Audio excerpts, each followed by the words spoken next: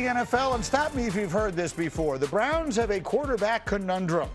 While at the comeback this week, their general manager, Andrew Berry, said that both Shedeur Sanders and Deshaun Watson will be among the quarterbacks competing for the starting job. Dylan Gabriel, who the Browns drafted in the 3rd round last year, is also under contract. Cleveland could also look to bring in another veteran as well. The new head coach is Todd Monken. He weighed in on all this yesterday. Sure. I think it's an open competition. I mean, I don't know why it wouldn't be an open competition. And I don't mean that saying it harshly, but I don't think there's enough on film over the last couple of years, one way or the other, to say, boy, we have a starter quarterback yet. Okay, so it's interesting. I'll start with you right there, Peter, because I could see the sort of the smile on your face. People, I think, are disproportionately interested in this quarterback situation that they've been trying to get right in Cleveland now for, well, at least the entirety of this millennium and perhaps longer than that. What is the sense you're getting about the quarterback competition in Cleveland? The nonchalance that Todd Monken had in that answer tells you everything you need to know about the quarterback situation in Cleveland. Remember, they interviewed a ton of candidates and they chose him. And his response is, yeah, it's an open competition. It's nobody's job. When another option could have been, hey, Shedeur finished the season really strong and Shedeur's our guy, and let's see if there's competition for Shedeur. No, that's not the case. They have a draft pick, obviously, and they have another draft pick because of Jacksonville trading the 1st round in the Travis Hunter deal. So you can consider potentially something in the 1st round there. But you could also consider all these veteran quarterbacks. But Monken not committing to Shedeur Sanders, that's all you need to know, guys. They interviewed a ton of people and they fired Kevin Stefanski, and Monken didn't come out and say Shedeur's the number 1. That's your answer. We could decipher all we want. That's the truth of the matter right now. What do you think, Dan? Of course. This is a quarterback room that has a young man who is a 5th-round draft pick who I think had more turnovers than touchdowns last year. Did some good things, Shedeur Sanders, but did some things where, like, yep, that wasn't great. And then you have Deshaun Watson, who hasn't been healthy or good at football in 5 years. Right. 5 years. So, of course, this is an open competition. The truth is this. If you're Cleveland and we're talking about the quarterback position, your eyes are on 2027, not on 2026. Meaning? Your starting quarterback for the future is not even remotely close to being in your room. So you're talking about the very deep quarterback class of 27. So you go into this year and you play who? Shedeur? And you see if you're you've got... probably sitting there thinking Shedeur has an advantage of the guys that are there now. But Shedeur is obviously going to have to play at a significantly higher level for Cleveland to sit there and say, yup, that's the guy of the future. Can he? Sure. There's a lot to be seen left in that regard. So they have the 6th and the 24th overall pick. I believe both of those picks, they need to build around their football team. I don't believe either one of those picks should be within a quarterback or in the realm of a quarterback. Right. 2027, it gets a bit tricky because if you start either one of these quarterbacks, I still don't think Cleveland's going to be a team that's going to be in playoff contention. Their defense was very solid last season, but I just think they're so young offensively. So you're probably going to be picking top 10 in the draft again. There are a lot more quarterbacks coming out, to DL's point, in 2020. They got a lot out of rookies last year, so there is a lot of young talent on the team, and we'll see if they're able to get much done. Now, I want to show you this from ESPN.com because Seth Walder did a nice piece in which he predicted the Week 1 starting quarterback for every team in the league next year, and there were some interesting picks. He actually has Kyler Murray projected to start in Cleveland. He has Malik Willis in Miami. He has Kirk Cousins back in Minnesota. He has Spencer Rattler as the starting quarterback for the Jets. And when we brought this up in our pre-show meeting this morning, Peter, you immediately jumped in on Kyler Murray. What are people saying about him there in Indy this week?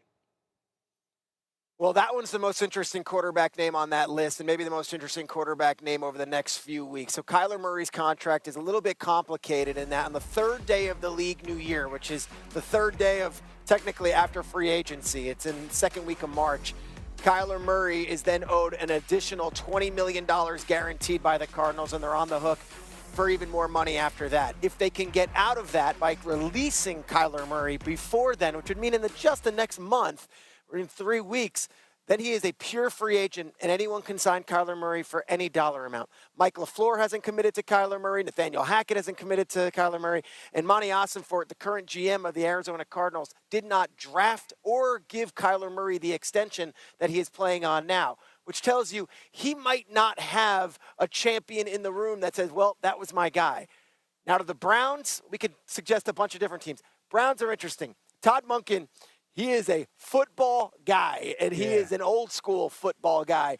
I'm not sure I'm putting Kyler Murray with Todd Monken as a perfect marriage, but what do I know? We're just throwing names at the wall at this point. No team should be trying to trade for Kyler Murray. He's going to get cut from Arizona, so Right. no one should be trying to trade for him. But if then Kyler has his choice, I think Minnesota becomes in play. I think Miami comes into play. I think Atlanta comes into play. For me, Kyler Murray and Cleveland do not make sense. Look, we've seen Sam Darnold and Baker Mayfield and all sorts of Daniel Jones, all sorts of highly drafted players have big second acts, sometimes in their second or third or fourth or even fifth teams. Is Kyler Murray a guy who could be that coming up someplace? Talent-wise, yes, but there's a lot of noise that consistently hangs around Kyler Murray off the field. And so physically, he's capable of doing it.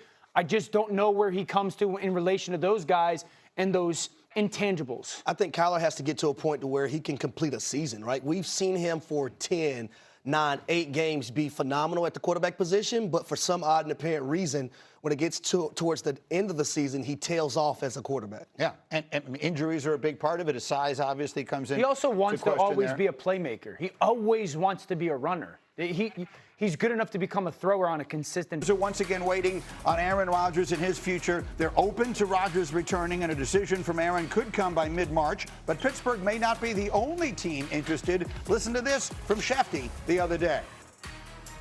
We go back to last year. He wanted to play in Minnesota. I was going to say, is it Steelers or nobody else? And if it's somebody else, I remember the flirtation with Minnesota, and they are certainly looking for competition with J.J. McCarthy. That's the interesting one to me, right? Like, I don't know how Aaron Rodgers feels, and I don't know exactly how the Vikings feel. And they didn't want to do that last year because I think they were being protective of J.J. McCarthy. Do they still feel the same way, or is Aaron Rodgers more in the conversation? So Shefty is wondering what all the rest of us are wondering, and you said earlier this morning you believe the Minnesota Vikings need to do what? Yeah, go see if Aaron Rodgers wants to go play for them. If you're the Minnesota Vikings, you've got to get a starting quarterback in your building, not just a competent or a competitive person for J.J. McCarthy. A starting quarterback. Aaron Rodgers is still starting quarterback. That's why I don't think going to Pittsburgh makes sense. Pittsburgh, you got to rebuild. You got to start over. If Aaron goes there, you're going to win 10 games. You're going to be exactly where you are. Minnesota, you can be a legitimate playoff football team with Aaron Rodgers. And so if I'm the Minnesota Vikings, I said, my starting point, I'd probably try and trade for Mac Jones, candidly. I just don't think that's going to happen. At least Shefty has said San Francisco's not going to do it. Right. It would be Aaron Rodgers as the starting point, Kirk Cousins, Kyler Murray. You don't want to get to a point to where the best wide receiver in the league, Justin Jefferson, says, I'm going to force my way out of Minnesota.